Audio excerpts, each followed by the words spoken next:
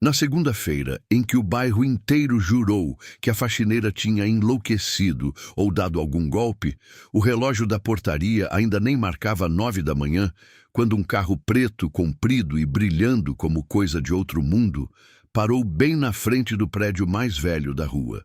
Não era carro de morador dali, não era carro de visita comum. E, com certeza, não era o tipo de carro em que alguém como Neuza costumava aparecer. A primeira a notar foi Dona Clarice, do segundo andar, que estava na janela com a xícara de café na mão. Depois o rapaz da farmácia da esquina. Depois o pessoal do salão da Mirella. E, em menos de 1 minuto, até quem estava fingindo que não queria saber já tinha dado um jeito de olhar.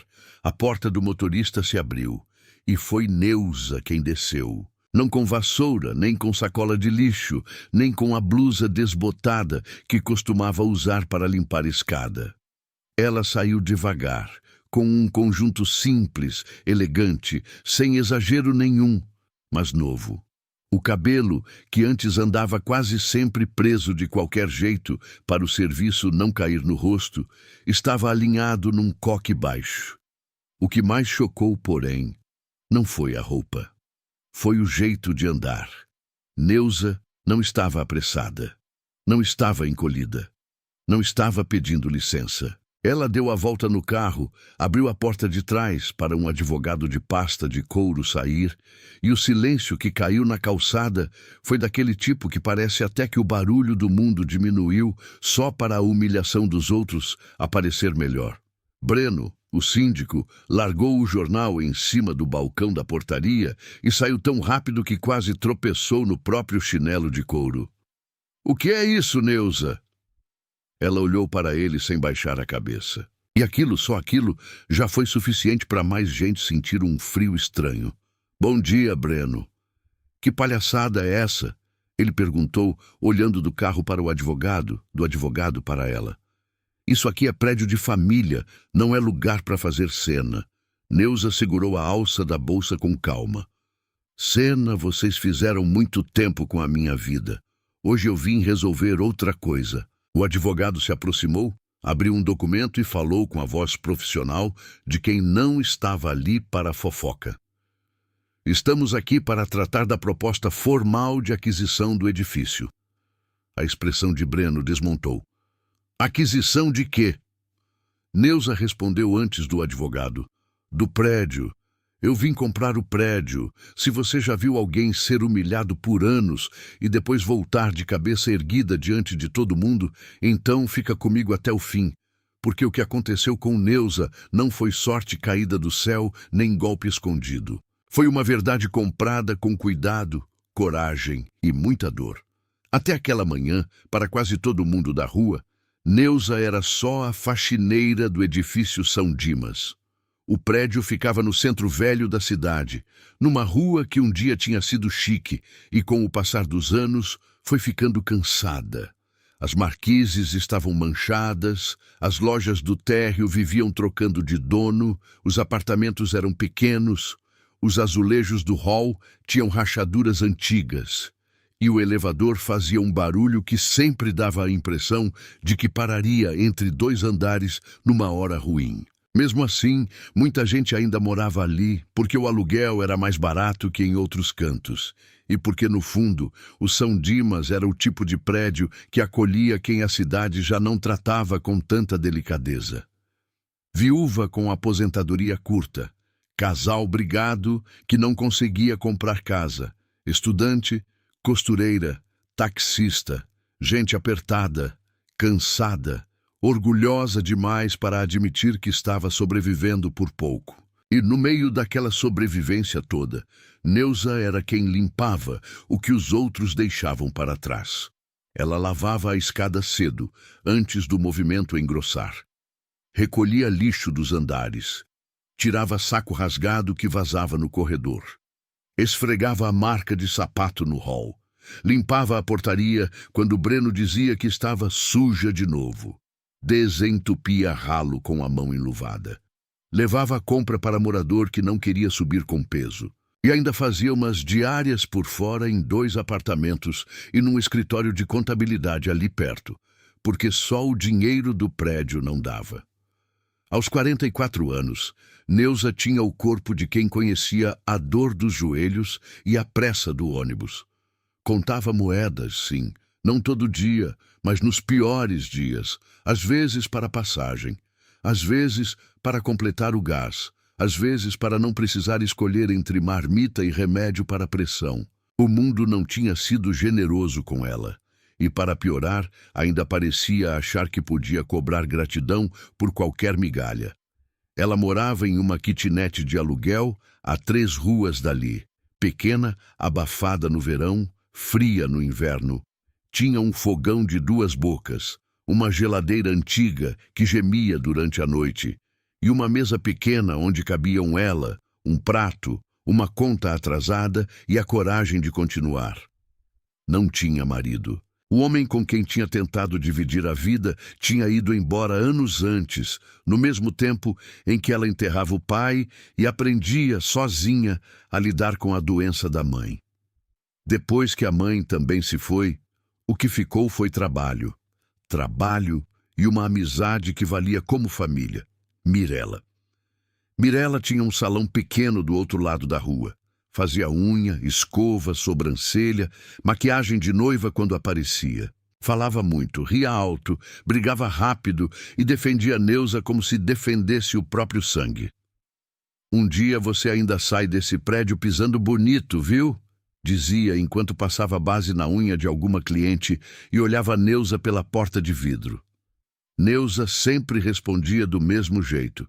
"Eu quero é sair dele com as contas pagas. O resto Deus vê." Mirella revirava os olhos. "Mulher, você tem uma mania de aceitar pouco que me dá nervoso." Mas Neuza não aceitava pouco porque gostava. Aceitava porque a vida, por muito tempo, não tinha oferecido grande coisa. No São Dimas, o pior nem era o trabalho pesado. O pior era o jeito como certas pessoas falavam com ela. Não como se falassem com uma pessoa. Falavam como quem aperta botão, como quem chama coisa, como quem acredita que quem limpa a escada não sente humilhação, só ouve ordem. Dona Clarice reclamava que o corredor cheirava a produto forte demais, mas deixava saco de lixo pingando do lado da porta. Seu Rubens dizia: "Minha filha", num tom que nunca era carinho, era superioridade. Uma moça do 4º andar já tinha pedido para Neuza entrar pela escada de serviço porque uniforme de limpeza pega mal no elevador com visita. E Breno, o síndico, era o pior de todos. Ele não era rico, nem perto disso, mas tinha o tipo de pequena autoridade que sobe a cabeça de gente pequena por dentro. Vivia com camisa polo apertada no peito, barriga adiantada, chaveiro pendurado na cintura e mania de falar olhando por cima, mesmo sem estar por cima de quase nada. Breno controlava horário, criticava pano, conferia material de limpeza como se Neuza fosse roubar água sanitária, atrasava pagamento dizendo que o dono do prédio ainda não tinha liberado e ainda espalhava a ideia de que ela devia agradecer por ter serviço fixo. "Se eu fosse você, eu não reclamava", ele já tinha dito uma vez na portaria. "Mulher na sua idade tá com sorte de ter quem contrate." Neuza só respondeu: "Sorte é o senhor nunca precisar ouvir isso de ninguém." E seguiu limpando. Porque responder mais do que isso, naquela época, podia custar mais caro do que o alívio valia. Só havia um morador que não falava com ela daquele jeito. Na verdade, durante muito tempo, quase não falava nada. Heitor Brandão morava sozinho no último andar, no apartamento 1003. Era um homem magro, alto, já bastante velho, de cabelo branco penteado para trás, mãos compridas e expressão de quem tinha se acostumado ao silêncio como quem se acostuma a uma dor antiga. Quase nunca recebia visita, quase nunca descia. Quando saía, era sempre de paletó escuro, mesmo no calor, e com um cuidado estranho para fechar a porta atrás de si, como se o apartamento guardasse não objetos, mas segredos. O resto do prédio inventava história. Uns diziam que ele tinha sido diplomata. Outros juravam que vivia de uma pensão milionária. Teve quem falasse que guardava ouro dentro de casa. Breno espalhava que ele era só um velho sovina cercado de tralha e mania. Tem apartamento que fede a mofo até no corredor, ele dizia. Mas vai lá falar com ele. Parece que mora um rei. Neuza, no começo, só conhecia Heitor de ouvir o barulho da bengala leve no corredor, do cheiro de madeira antiga que às vezes saía quando a porta abria e da voz baixa pedindo de vez em quando: "A senhorita poderia deixar o saco de pão na mesa da entrada?" Era sempre a senhorita. Nunca "ei", nunca "ô faxineira", nunca "isso aqui". Isso, para Neuza, já era diferença suficiente para ser lembrada. O apartamento de Heitor tinha uma particularidade que atiçava ainda mais a curiosidade do prédio. Ninguém entrava ali. Nem Breno, nem encanador, nem eletricista, a não ser em urgência e sob olhar direto do velho. Quando a água do banheiro de serviço vazou certa vez e um pedreiro precisou subir, desceu, dizendo que nunca tinha visto tanta tela velha, tanto móvel antigo, tanta caixa de madeira e tanto pano branco cobrindo coisa esquisita. Pronto. Bastou. Passaram a chamar o 1003 de museu de lixo. Neuza não se metia, limpava o corredor do último andar como limpava os outros e, de vez em quando, deixava a compra na porta de Heitor quando ele pedia. Mas uma coisa nela sempre prestava atenção. O velho pagava tudo exato, agradecia olhando nos olhos e parecia mais sozinho do que antipático.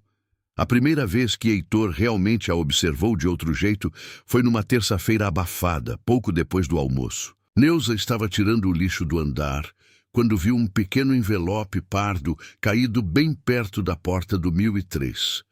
Podia ser cobrança, podia ser papel velho, podia ser nada. Ela pegou para colocar em cima do armário da portaria, como fazia com correspondência escorregada, mas sentiu um peso diferente. Bateu à porta. Heitor demorou um pouco para abrir. "Senhor Heitor, isso aqui estava no chão." Ele olhou o envelope, depois olhou para ela. Tirou o papel de dentro ali mesmo, só o suficiente para conferir. Havia dinheiro. Não muito, mas mais do que o salário de muitos dias dela. "A senhora abriu?" ele perguntou. Neuza respondeu no mesmo instante. "Se fosse meu, eu ia gostar que me devolvessem fechado." Heitor ficou alguns segundos olhando para ela, não com desconfiança, como se estivesse encaixando uma peça antiga em silêncio. "Obrigado." "De nada." Ela já ia saindo quando ouviu. "Hoje em dia pouca gente devolveria." Neuza virou só o rosto. "Hoje em dia pouca gente ainda precisa dormir em paz." Heitor não respondeu, mas dali em diante passou a observá-la de verdade. Não como homem observando mulher, nem como patrão observando funcionária, mas como alguém tentando entender de que matéria uma pessoa é feita quando ninguém está aplaudindo. Com o tempo, pequenos pedidos começaram. Um remédio na farmácia, um pacote de chá, um pão integral específico, uma lâmpada deixada na entrada. Depois vieram as conversas curtas. "Está chovendo cedo este ano." "Está." A escada ficou boa. "A sujeira de ontem estava difícil." "A senhora tem mão leve." Neuza estranhou. Mão leve? Heitor apontou para a madeira da mesa do hall, que ela tinha limpado mais cedo. "Tem gente que limpa arrancando a idade das coisas. A senhora limpa sem apagar a vida delas." Ela quase riu. Nunca ninguém falou isso de pano e lustramóvel. Heitor fez um movimento mínimo com os lábios, coisa parecida com um sorriso cansado. "Eu trabalhei a vida inteira com objetos que as pessoas chamavam de velhos. Quase sempre, o problema não era o tempo, era o descuido." Neuza guardou aquela frase sem saber por quê. Mais tarde descobriria. Foi Mirella quem primeiro percebeu que havia algo diferente no jeito como Heitor tratava Neuza. Numa tarde em que as duas dividiam um café ralo em copo de plástico, Mirella viu o velho atravessar a calçada devagar e entregar para Neuza uma caixa pequena. O que é isso? Ela cochichou. Neuza abriu. Era um creme para as mãos. Ele disse que minhas mãos estão muito rachadas por causa do cloro. Falou quase constrangida. Mirella arregalou os olhos. O velho do 10º andar te deu creme importado? Não sei se é importado. E eu sei lá, só sei que isso aí já é mais carinho do que muito homem vivo distribuiu nessa rua. Neuza fechou a tampa. Não começa. Mas, na verdade, o que havia entre ela e Heitor não tinha nada do que o bairro gostava de imaginar quando via um homem e uma mulher trocando atenção. Era outra coisa. Era reconhecimento. E, às vezes, reconhecimento vale mais do que afeto mal dado. O tempo foi passando assim, no miúdo, até a noite em que tudo começou a mudar de verdade. Era quinta-feira. Chovia fino desde o fim da tarde e o prédio tinha aquele cheiro de cimento molhado com água parada no ralo do térreo. Neuza tinha ficado mais tarde porque Dona Clarice inventara de reclamar de marca de sapato na escada e Breno, claro, mandara ela esfregar de novo. Quando estava subindo para recolher os sacos do último andar, percebeu uma coisa estranha. O saco de lixo do 1003 ainda estava do lado de fora, do mesmo jeito que pela manhã. Heitor nunca esquecia, nunca. Ela bateu a porta. Nada. Bateu de novo. Silêncio. Ia descer quando ouviu um barulho abafado. Não exatamente queda, não exatamente voz. Um som arrastado como coisa pesada roçando no chão. Senhor Heitor? Nada. Neuza sentiu aquele frio que o corpo sente antes da cabeça entender. Bateu com mais força. Senhor Heitor! Então ouviu um toque fraco, quase um arranhar do outro lado. Ela correu até a portaria. Breno, o senhor Heitor não tá bem. Breno nem levantou os olhos do celular. E eu com isso? O lixo dele tá do lado de fora desde cedo e ele não responde direito. Tem barulho lá dentro. A família dele que resolva.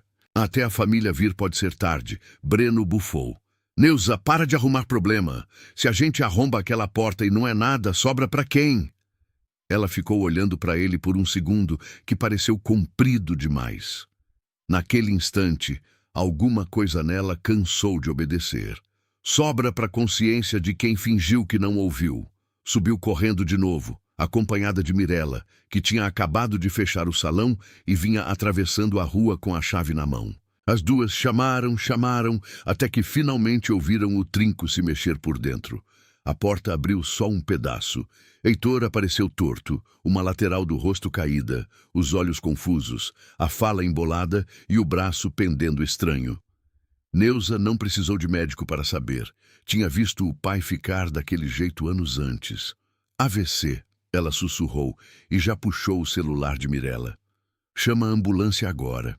Breno subiu resmungando que aquilo era exagero, que talvez fosse só pressão baixa, que era melhor avisar parente antes. Neuza virou para ele com uma raiva tão limpa que até Mirella se calou. Se o senhor atrapalhar mais um minuto, eu juro que o bairro inteiro vai saber quem decidiu economizar socorro. Foi a primeira vez que Breno recuou diante dela. No hospital, Heitor foi atendido a tempo. O médico depois explicou que tinha sido um AVC leve, que a rapidez no socorro evitou coisa muito pior.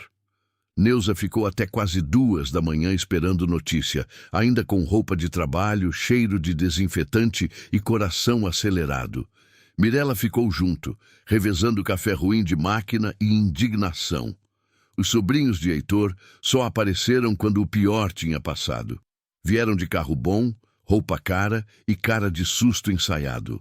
Um deles, Renato, mal passou pela recepção e já quis saber onde estavam as chaves do apartamento. A outra, Soraya, perguntava se o tio tinha deixado algum documento importante em casa. Neuza ouviu aquilo e sentiu nojo. Nem tinham perguntado direito como ele estava. Renato olhou para ela de cima a baixo. Você que trabalha lá no prédio? Trabalho? E o apartamento ficou fechado? Ficou. A chave está com quem? Neuza cruzou os braços. Com quem deve estar? Ele estreitou os olhos. Não se meta no que não é da sua conta. Ela respondeu baixo, mas firme. Se eu não tivesse me metido, o seu tio podia estar morto. Foi Mirella quem puxou Neuza pelo braço depois, com medo de confusão maior. Na manhã seguinte, Heitor ainda estava fraco, mas lúcido. Pediu para ver Neuza, não os sobrinhos, não Breno, não médico, Neuza. Ela entrou no quarto sem saber o que dizer. Heitor estava mais pálido do que nunca. Uma das mãos tremia levemente, mas os olhos estavam claros. A senhora salvou minha vida, ele disse devagar. Neuza mexeu na alça da bolsa. Eu só fiz o que qualquer pessoa faria. Heitor demorou a responder. Não, a senhora fez o que quase ninguém faz. Houve um silêncio. Depois ele pediu. Preciso que a senhora faça mais uma coisa por mim. Neuza já ficou tensa. O quê? Na minha agenda preta, dentro da segunda gaveta da escrivaninha, há um cartão azul. Se alguém tentar mexer no meu apartamento sem a minha presença, ligue para aquele número antes de qualquer outra coisa. Promete? O senhor acha que alguém vai tentar? Heitor fechou os olhos por um instante. Eu não acho. Eu sei. Neuza saiu daquele hospital com a sensação de que tinha acabado de pôr os pés num terreno que não entendia. Mas prometeu. Quando Heitor voltou para o prédio 2 semanas depois, já não conseguia fazer tudo sozinho nem manter a fantasia de independência completa. Foi a primeira vez que deixou Neuza entrar no apartamento. Ela nunca esqueceu aquela visão. O 1003 não era um monte de lixo, como diziam. Era outro mundo. Havia telas apoiadas nas paredes, muitas cobertas por lençóis claros. Mesas largas com frascos pequenos, pincéis finíssimos, lupas, algodões, panos especiais, caixas de madeira marcada com números antigos, molduras douradas empilhadas, relógios parados, imagens sacras quebradas esperando conserto, bronze escurecido, porcelanas embrulhadas e um cheiro de verniz, papel envelhecido e cedro que não parecia sujeira. Parecia tempo. No meio de tudo, havia ordem. Uma ordem só percebida por quem prestasse atenção. O senhor mora num museu. Neuza soltou sem querer. Heitor, sentado numa poltrona, ajeitou a manta nas pernas. Morei a vida inteira em lugares que as pessoas chamavam de museu. Eram só casas com memória. Naquele dia, ele contou, sem entrar fundo demais, que tinha sido restaurador de obras raras. Trabalhara para colecionadores, igrejas, antiquários, famílias antigas, institutos, gente que confiava a ele aquilo que o dinheiro não recompõe quando estraga. Ao longo dos anos, tinha recebido peças em pagamento, comprado outras de acervos desfeitos, guardado trabalhos que não conseguia abandonar. E isso tudo vale muito?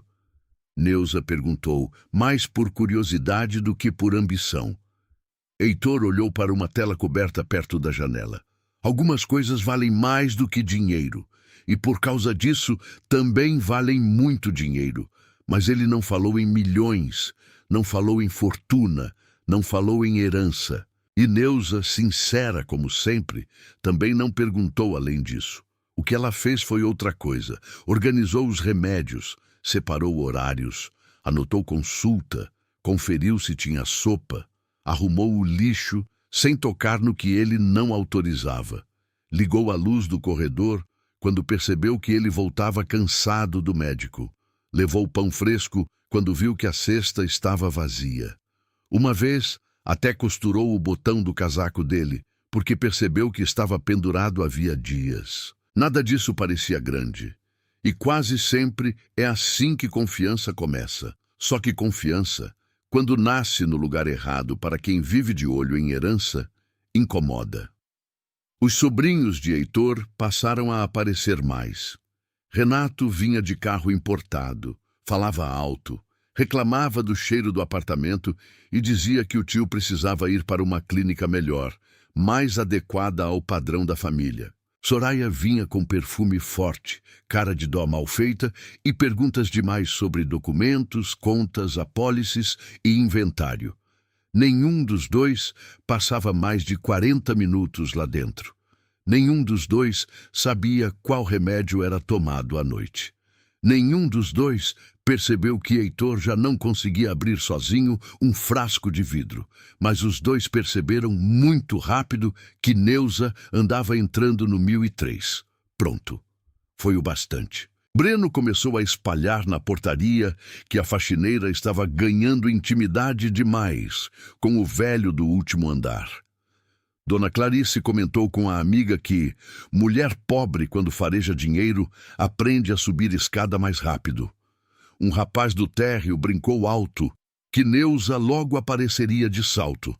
Mirela quase arrancou a orelha dele ali mesmo se Neuza não tivesse puxado. Não vale a pena. Vale sim, Mirela respondeu, porque se fosse homem trazendo cerveja para idoso, chamavam de prestativo. Como é você? Viram interesse. Neuza não discordou. Só apertou o pano de prato na mão e continuou. Mas por dentro, aquilo doía. Doía porque ela sabia o peso da palavra interesseira na boca de gente que nunca lhe ofereceu nada além de ordem e desconfiança.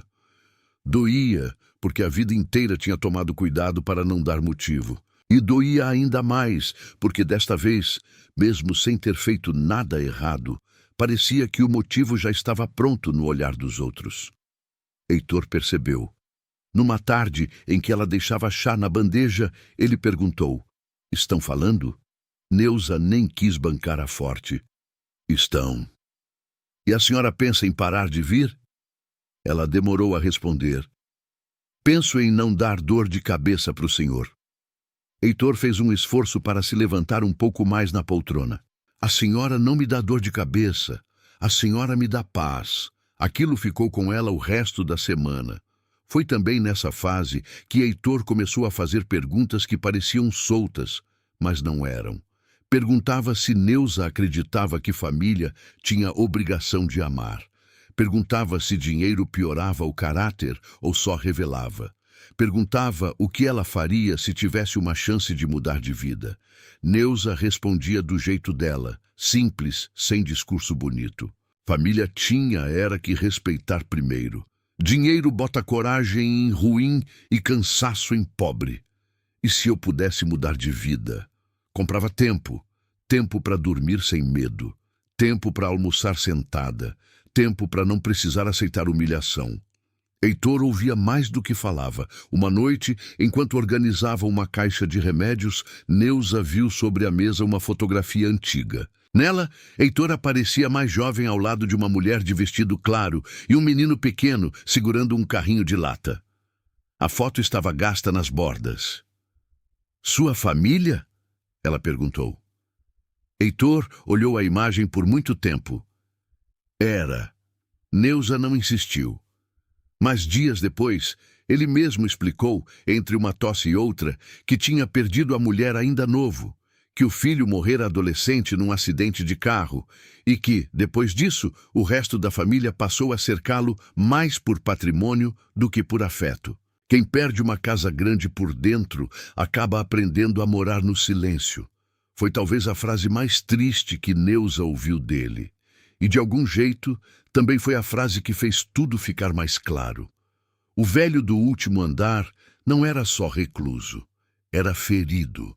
Meses se passaram. Heitor recuperou um pouco da fala e da força, mas nunca voltou a ser o mesmo. Neuza, sem perceber, passou a fazer parte da rotina dele. Mirela às vezes subia com bolo. Heitor implicava com açúcar, mas comia. De vez em quando ele mostrava para Neuza uma peça ou outra, uma moldura entalhada à mão, um relógio francês que tinha parado no mesmo horário em que a antiga dona morreu. Uma imagem de santo que chegara partida em 3 e sair inteira. Ele dizia coisas como: o erro de muita gente é achar que o valor some só porque o tempo foi cruel.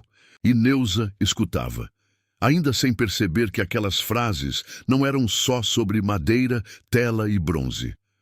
O problema é que os sobrinhos também estavam escutando alguma coisa. Ou farejando. Numa manhã, Renato apareceu com um sorriso que já nasceu falso.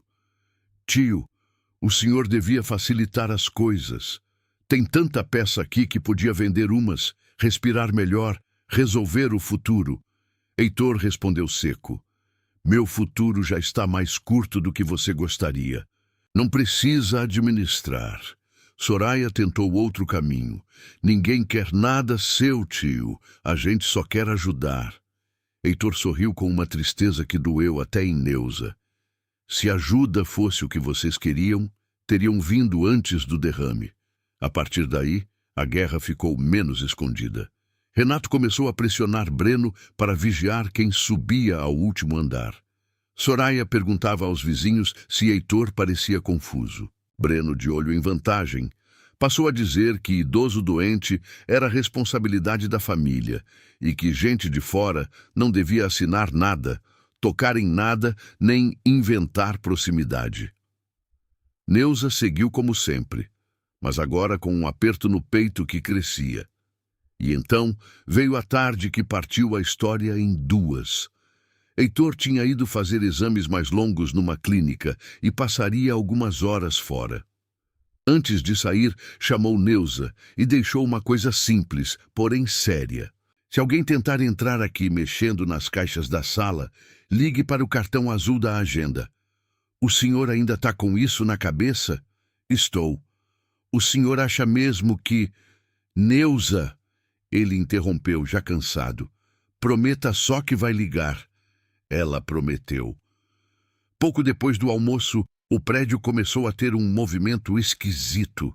2 homens de camisa de empresa de mudanças apareceram.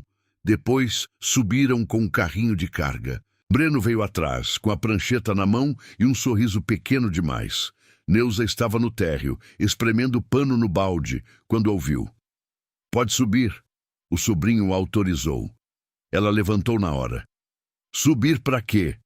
Renato apareceu no hall como se estivesse só resolvendo coisa normal. Para retirar umas peças velhas do meu tio. Ele me pediu. Com ele fora? Você agora é o quê? Curadora? O sangue de Neuza gelou. Ele disse que sem ele, ninguém mexe. Renato deu um passo à frente. Você está esquecendo quem você é. Ela sentiu a frase bater onde tantas outras já tinham batido antes. Mas, pela primeira vez, não entrar.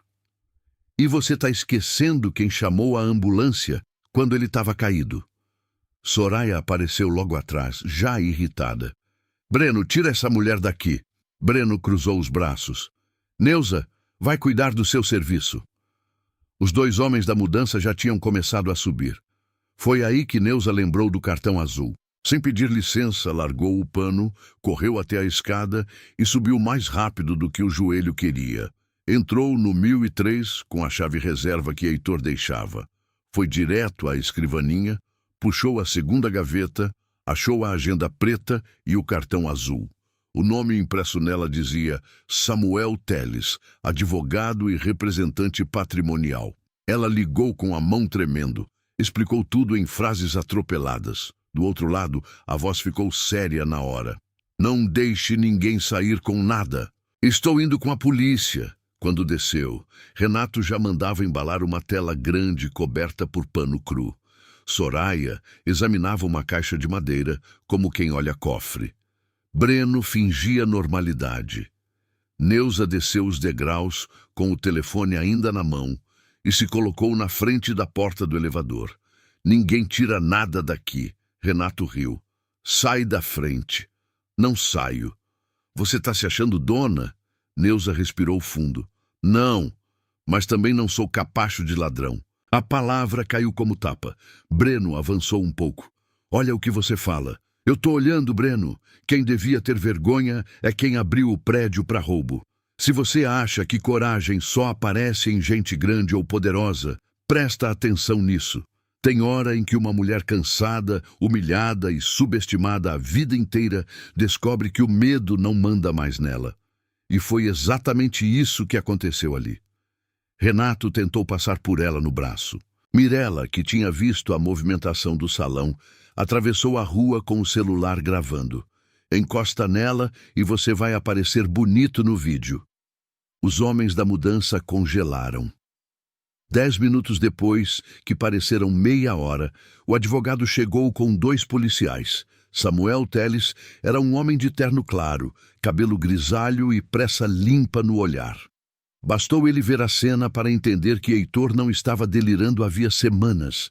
Renato falou primeiro, todo indignado. Ainda bem que o senhor chegou. Essa funcionária surtou. Samuel o ignorou e se virou para Neuza. Alguma coisa já saiu do apartamento? Ainda não. Ele assentiu, agradeceu com os olhos e subiu acompanhado da polícia. Quando desceram, nada mais era boato. As telas, esculturas e caixas do 1003 não eram tralha. Era um patrimônio valioso, algumas peças registradas, outras em processo de avaliação para venda formal a um instituto e a 2 colecionadores internacionais. Havia documentação, inventário parcial e cláusulas claras de não remoção sem autorização direta de Heitor ou do advogado. Renato tentou argumentar. Soraya chorou. Breno alegou que só estava facilitando a família, mas a verdade já tinha passado deles. Além da tentativa de remoção ilegal, um dos policiais encontrou, no bolso de Breno, um envelope com dinheiro vivo que ele não soube explicar muito bem. Mirella filmou até a cor fugir do rosto dele. Naquela noite, o prédio inteiro soube. Só que, ao contrário do que os fofoqueiros esperavam, a história não se virou contra Neuza. Pela primeira vez, parte do prédio começou a olhar para ela sem deboche. Dona Marlene, do 6º, que mal dava bom dia, desceu para dizer: "Você fez certo." Um rapaz do 3º ajudou a levar as caixas de volta ao lugar. Até Dona Clarice fechou a janela mais cedo, sem coragem de repetir as maldades do café. Mas Breno não perdoou. No dia seguinte fez questão de falar alto na portaria. Não prova nada. Velho rico e mulher prestativa sempre dá confusão no fim. Neuza estava tirando o pó do balcão. Parou. Olhou direto para ele. Confusão dá quando gente sem caráter sente o cheiro do que não é seu. Foi a primeira vez que ele não respondeu. Quando Heitor voltou da clínica e soube de tudo, pediu para ver Neuza e Samuel juntos. Ela entrou tensa, achando que teria feito algum exagero. Heitor estava exausto, mas os olhos dele nunca tinham estado tão vivos. "A senhora protegeu minha vida 2 vezes", ele disse. Neuza tentou cortar. "Eu só fiz..." "Não corte", ele respondeu, com uma firmeza surpreendente. "A senhora ainda tem a mania de diminuir o que faz." Samuel abriu uma pasta e espalhou alguns papéis sobre a mesa pequena da sala. Foi ali que Neuza começou a enxergar o tamanho real do que existia por trás das portas do 1003. Heitor já vinha há meses negociando de forma reservada a venda legal de parte do acervo. Não tudo, só o que ele considerava que precisava sair de mãos mortas e ir para instituições ou coleções capazes de preservar. Havia obras de altíssimo valor.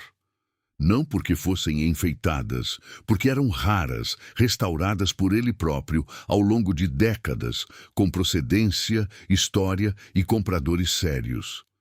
Samuel explicou números que Neuza nem conseguia organizar na cabeça. Ela interrompeu 2 vezes. Na terceira, levou a mão à testa. Isso tudo é do senhor?" Heitor respondeu com calma. "Parte era minha, parte passou pela minha vida. Parte eu só guardei até o destino certo aparecer." Neuza ficou atordoada. Não era só dinheiro. Era tanto dinheiro que assustava. Dinheiro de gente grande. Dinheiro que ela não sabia nem imaginar, sem sentir vergonha de olhar. Heitor continuou. "Durante anos observei meus sobrinhos. Dei chances. Esperei visitas que não vinham. Fingi fragilidade mais do que tinha. Falei de doação, de catálogo, de cuidado. Eles só se interessaram por valor e pressa. A senhora fez o contrário. Cuidou antes de saber o valor." Neuza abriu a boca, mas nenhuma frase parecia suficiente. "Eu não fiz por dinheiro. É justamente por isso que a senhora está aqui." Samuel, então, empurrou para a frente um documento ainda mais importante. Heitor havia decidido, em vida, destinar a maior parte líquida da venda do acervo para Neuza. não como salário, não como presente impulsivo, não como loucura de velho carente. Tudo formalizado, fundamentado, assinado, com testemunhas, instrumentos legais e uma carta anexa explicando sua vontade. Aos sobrinhos, ele deixaria apenas o necessário para não dizerem que foram esquecidos. Mas o grosso daquilo iria para Neuza. Ela recuou a cadeira. Não, isso não. Samuel levantou os olhos. Não. Neuza quase se atrapalhou nas próprias palavras. Vão dizer que eu manipulei. Vão dizer que eu fiquei de olho. Vão dizer que eu entrei aqui com interesse.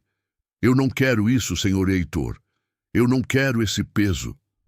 Heitor respirou fundo, porque até falar já lhe exigia esforço. O peso a senhora já carregou a vida inteira sem ganhar nada por isso. Mas eu não fiz para receber. Eu sei. É por isso que eu confio. Neuza olhou para Samuel como se ele pudesse anular a cena. Não anulou. Heitor então pediu que ela se sentasse novamente e falou aquilo que mais tarde ela repetiria em silêncio muitas vezes. Neuza, quem aprende a limpar escada, conhece o valor de um degrau seguro. Quem passa a vida vendo gente invisível, entende coisas que dinheiro nenhum ensina. Se eu deixar isso com minha família, vira disputa, venda rápida, vaidade e desperdício. Se eu confiar na senhora, isso pode virar reparo. Reparo de quê? Ela perguntou, perdida. Heitor olhou para a janela. Do alto do 1003, dava para ver a cidade cansada, os fios, as fachadas antigas, as janelas acesas de quem envelhecia sozinho. Deste prédio, desta rua, de gente que vai terminar a vida esquecida em quarto alugado, em cama estreita, em corredor escuro, porque família sumiu e o mundo anda com pressa demais para velho sem dinheiro. Foi então que ele contou uma coisa que ninguém no prédio sabia. Meses antes do AVC, ele tinha descoberto que os donos do São Dimas, herdeiros de uma imobiliária antiga que mal lembravam do edifício, estudavam vender o prédio inteiro. Breno sabia e já sonhava com comissão.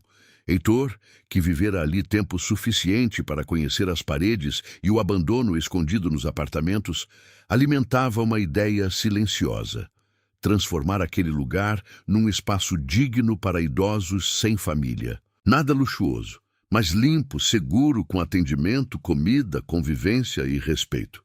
Um prédio simples para gente simples, terminar a vida com dignidade. Ele disse, sem humilhação, sem mofo na solidão. Neuza escutava sem se mover. Eu não tenho mais corpo para isso, Heitor concluiu. Nem tempo. A senhora tem coragem mesmo sem saber. E tem a única coisa que minha família nunca teve. Decência quando ninguém está olhando. Foi ali que Neuza chorou de verdade pela primeira vez na frente dele. Não porque estivesse feliz, não ainda. Chorou porque sentiu o tamanho da confiança de um homem que a cidade inteira ignorava e que, mesmo ferido, tinha visto nela o que quase ninguém via. Ela não assinou nada naquele dia. Samuel, experiente, não deixou. Mandou que levasse tudo para pensar. Falou com calma. Explicou proteção jurídica. Garantiu que qualquer transferência seria feita do modo mais blindado possível. Mirela, quando soube, quase caiu da cadeira do salão. Mulher, isso é dinheiro para nunca mais passar pano na vida. Neuza respondeu com um olhar distante. E se vier junto a vida inteira me chamando de ladra? Mirela apertou a mão dela. Vão chamar de qualquer jeito. Pobre só é elogiada por rico quando continua pequena. A frase ficou. Heitor piorou um pouco nas semanas seguintes. Não entrou em agonia imediata, mas o corpo dele já dava sinais de que o tempo estava cobrando. Mesmo assim, fez questão de participar de tudo que ainda conseguia. Foi ao cartório, assinou papéis, fechou a venda formal do acervo, organizou instruções com Samuel, criou uma estrutura para que Neuza recebesse os recursos sem ficar à mercê de aproveitador, banco, sobrinho ressentido ou conversa torta de gente interesseira. Também deixou uma carta. Não uma carta de amor, porque nunca houve isso, uma carta de confiança. Nela, explicava que Neuza jamais pedira nada, jamais insinuara desejo sobre patrimônio algum, jamais se aproximara por dinheiro. Dizia que a escolha era dele, livre, consciente e moral, e que a missão ligada ao valor não era prêmio de conto de fadas, era responsabilidade. Quando Neuza leu aquela carta, entendeu que a parte mais importante não era o dinheiro. Era ser vista com justiça, pela primeira vez, num mundo acostumado a medi-la pelo uniforme. Heitor morreu numa madrugada chuvosa, 3 meses depois da tentativa de roubo no apartamento. Não foi de repente como novela, nem em cena grandiosa. Morreu num hospital bom, depois de um agravamento do quadro, com Samuel ao lado, uma enfermeira segurando a medicação e a consciência suficiente para perguntar uma última vez se a senhora da limpeza tinha sido avisada. Quando Neuza chegou, ele já tinha partido.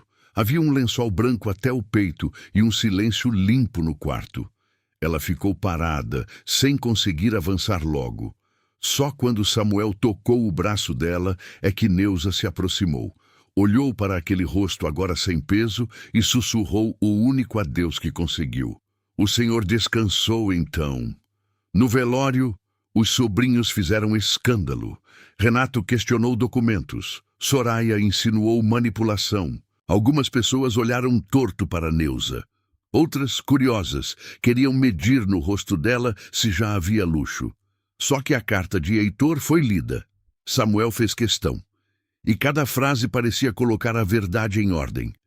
Não calou toda a maldade.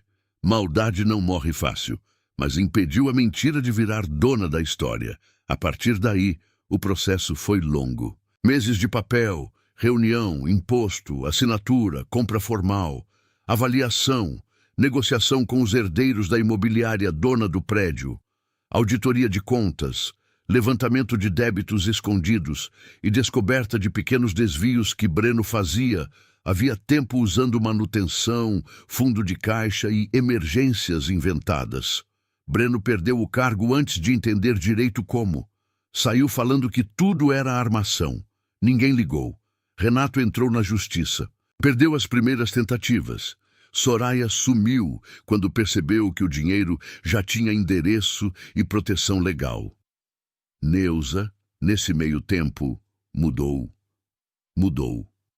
Mas não do jeito que o bairro sonhava.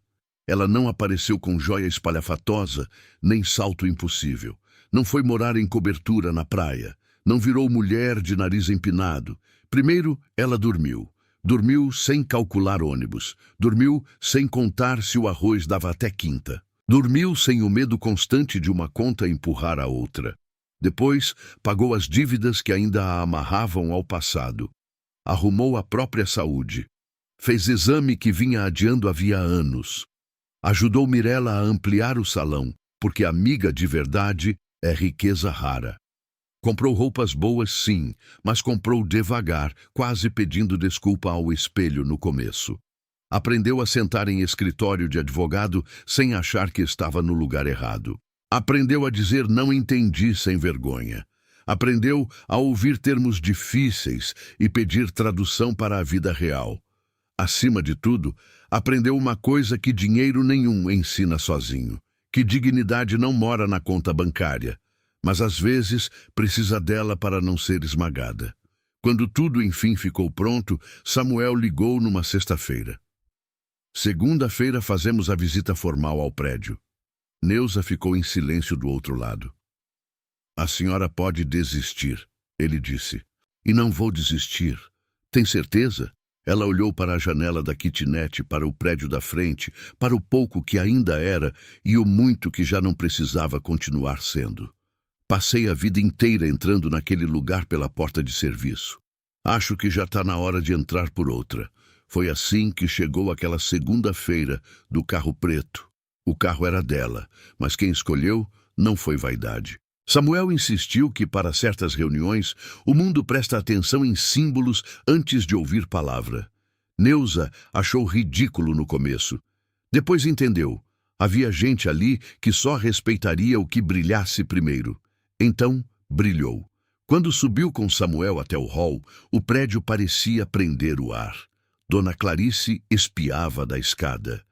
O porteiro temporário, substituto de Breno, fingia arrumar correspondência. Mirela estava na calçada quase vibrando de nervoso. Alguns moradores desciam só para escutar. Samuel foi objetivo. Reuniu representantes da imobiliária, 2 locatários antigos, o administrador provisório e quem mais quisesse ouvir.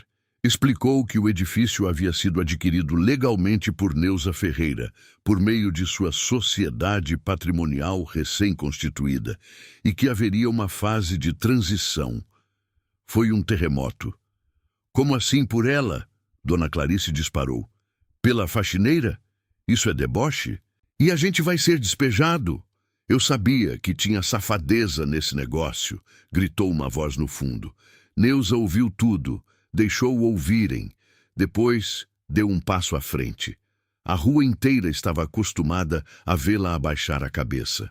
Naquele momento, ela levantou o rosto e falou sem tremor. Ninguém aqui vai ser tratado do jeito que eu fui tratada há anos. Eu não comprei esse prédio para me vingar de morador. Comprei porque ele vai virar outra coisa. Silêncio. Ela continuou. Quem é inquilino antigo e está em dia vai ter segurança na transição. Quem está devendo por aperto real vai ser ouvido. O que não vai continuar é abandono. Infiltração empurrada com a barriga. Elevador quebrado. Extintor vencido. Idoso morando sozinho no escuro e gente sendo humilhada como se favor fosse moradia. Alguns rostos baixaram. Outros endureceram. Samuel então explicou o plano. O São Dimas seria reformado por etapas. Parte dos apartamentos continuaria alugado temporariamente.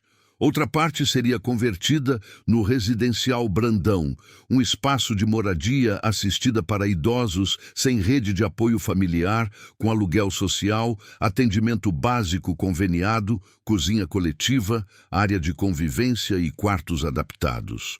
O último andar manteria preservado um pequeno salão de leitura e memória no antigo 1003, com parte da biblioteca e instrumentos de restauração de Heitor. Foi como se muita gente ouvisse pela primeira vez que um prédio velho podia ser mais do que rachadura e boleto. Dona Marlene do Sexto começou a chorar baixinho. Meu irmão morreu sozinho num quarto parecido, ela disse. Neuza olhou para ela. Então a senhora entende por que eu não podia deixar isso virar só mais um negócio. Houve gente que aplaudiu, houve gente que ficou muda de vergonha. Houve gente que continuou desconfiando, porque desconfiança também vicia. Mas ninguém conseguiu tirar dela aquele dia. E o que foi mais bonito é que Neuza não fez discurso de rica. Fez discurso de quem sabia exatamente o que doía. A reforma começou 1 mês depois. Breno foi formalmente investigado pelas irregularidades descobertas. Não foi preso, mas perdeu tudo o que fingia controlar.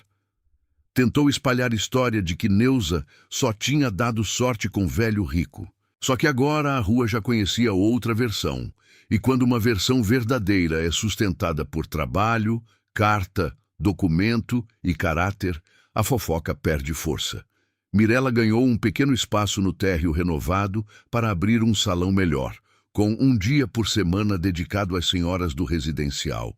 Dona Clarice, que no começo só sabia olhar com veneno, acabou pedindo desculpas de um jeito torto, um dia em que encontrou Neuza conferindo obra no hall.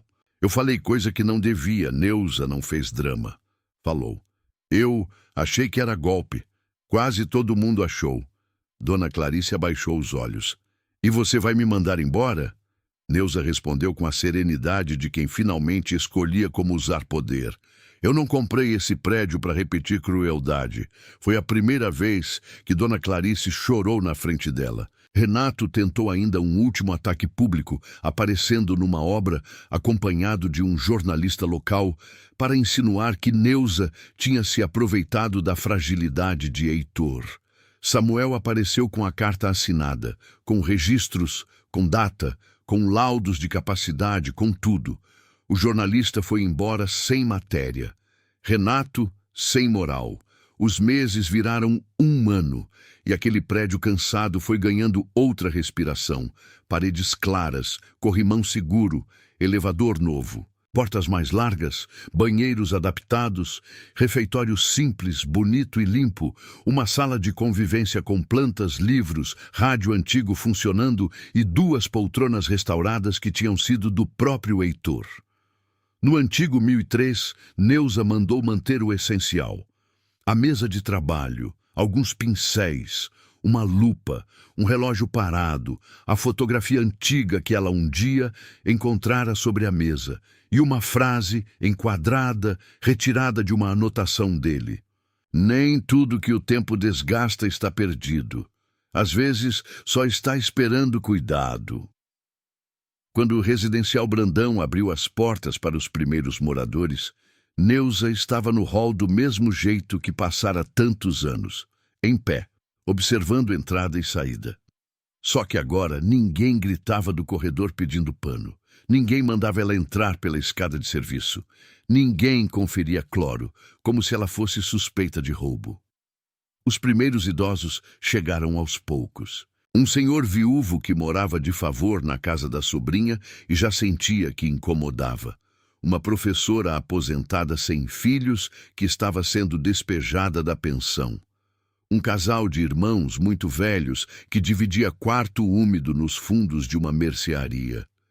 Cada um trazendo mala pequena, remédio em sacola, fotografia, medo e aquela vergonha antiga de quem pede pouco para não ser expulso.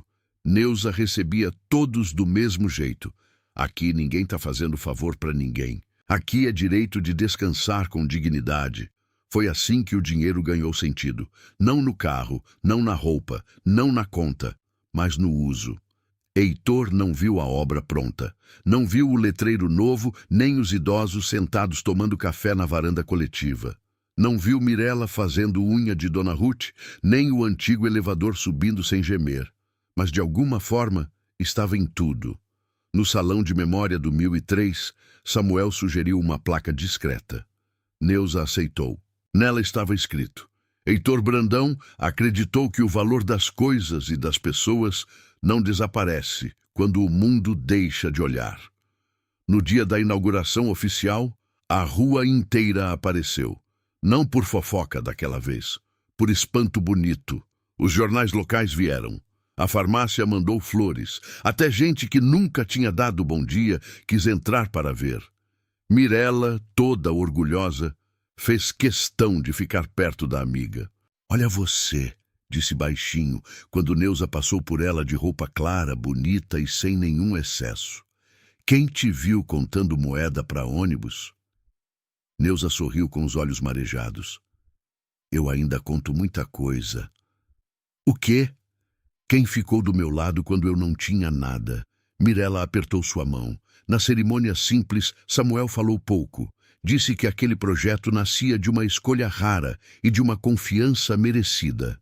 Depois, passou a palavra a Neuza. Ela subiu no pequeno púlpito improvisado no hall, onde um dia já tinha esfregado lama de sapato alheio, e respirou fundo. Na frente dela estavam moradores antigos, novos idosos acolhidos, comerciantes da rua, alguns curiosos e gente que já a tinha humilhado sem imaginar que um dia ouviria a voz dela daquele lugar. Durante muitos anos, ela começou, eu achei que minha vida ia ser só trabalhar, pagar conta e engolir coisa atravessada. Achei que era isso mesmo, que gente como eu só podia agradecer quando não faltava o básico. Parou um instante. Depois eu conheci um homem que vivia escondido no último andar e que sabia enxergar valor em coisa velha, em peça esquecida, em móvel rachado, em quadro coberto de poeira. Um dia eu entendi que ele também me enxergava assim, não com pena, com respeito. O silêncio ali era bonito. Eu não recebi dinheiro porque fui esperta. Recebi porque fui correta quando ninguém estava olhando. E eu não estou devolvendo esse dinheiro em caridade. Estou transformando em justiça o que antes era só dor. Teve gente chorando. Mirella enxugava o rosto sem vergonha. Esse prédio já serviu para muita gente passar aperto em silêncio. Agora vai servir para o contrário. Vai servir para lembrar que ninguém merece envelhecer como estorvo. E que cuidado de verdade não faz barulho, mas muda o destino de uma vida inteira. Quando terminou, os aplausos vieram de pé. E Neuza, ali no meio do barulho, viu uma coisa que a tocou fundo. Dona Clarice aplaudia com sinceridade. Dona Marlene chorava abraçada à irmã. Um senhor recém-chegado ao residencial sorria como quem ainda não acreditava que aquela cama limpa era sua.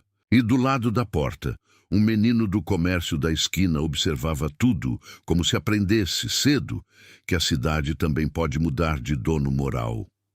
Naquela noite, depois que todo mundo foi embora e o hall ficou vazio, Neuza subiu sozinha até o antigo 1003. Entrou devagar. A janela estava aberta, a cidade respirava lá fora. Ela passou os dedos pela mesa de trabalho de Heitor, tocou a moldura da fotografia antiga e ficou diante da placa pequena por alguns segundos. Depois sentou na poltrona onde tantas vezes o velho tinha ficado enrolado numa manta, implicando com açúcar e com a própria fraqueza. "O senhor conseguiu", ela disse, embora não houvesse mais ninguém ali para ouvir. E chorou. Não de tristeza pura, nem de alegria pura, mas daquele jeito fundo que só aparece quando a vida finalmente fecha uma ferida, sem apagar a cicatriz. O tempo seguiu. Neuza não virou celebridade de bairro, nem quis.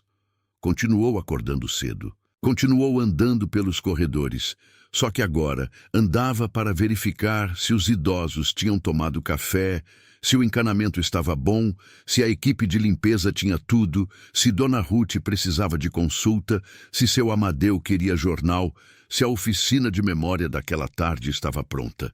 Ela contratou gente boa, pagou direito, fez questão de nunca repetir com ninguém o tom que um dia usaram com ela. E quando aparecia alguém novo, tentando tratá-la com exagero por causa do dinheiro, ela cortava logo. Respeito por conta bancária eu não compro. Ou a pessoa tem ou não tem. Mirella dizia que essa frase devia virar quadro. Samuel ria.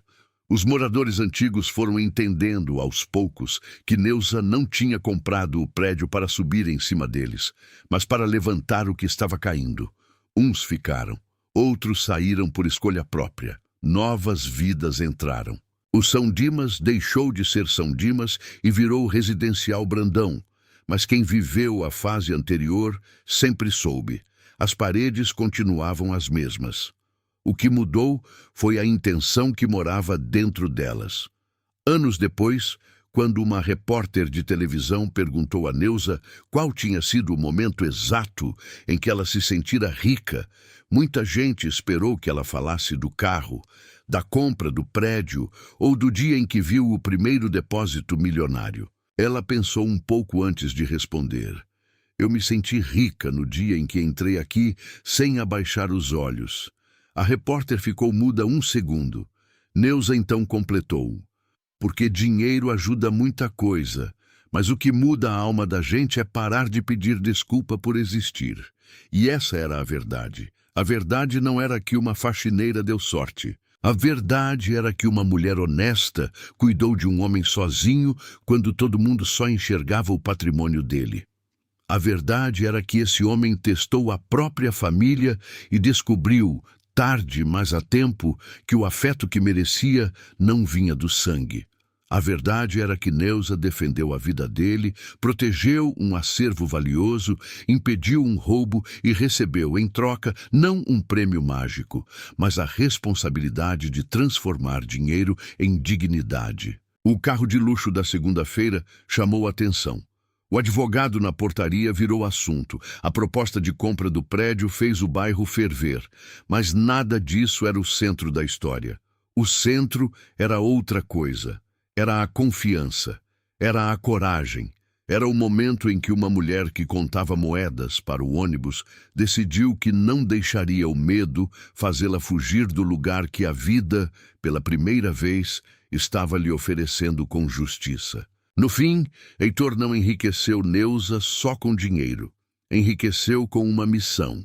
E Neuza, que durante anos limpou a sujeira dos outros sem poder limpar a própria humilhação, encontrou no cuidado o caminho para mudar não só a própria vida, mas o fim da vida de muita gente que também estava cansada de ser tratada como o resto. Se essa história mexeu com você, me conta nos comentários em que momento o seu coração virou junto com o dela. E se quiser continuar ouvindo histórias assim, daquelas que doem, revoltam e depois abraçam, fica por perto e acompanha o canal. Porque às vezes a maior riqueza do mundo nasce exatamente no lugar onde ninguém estava olhando.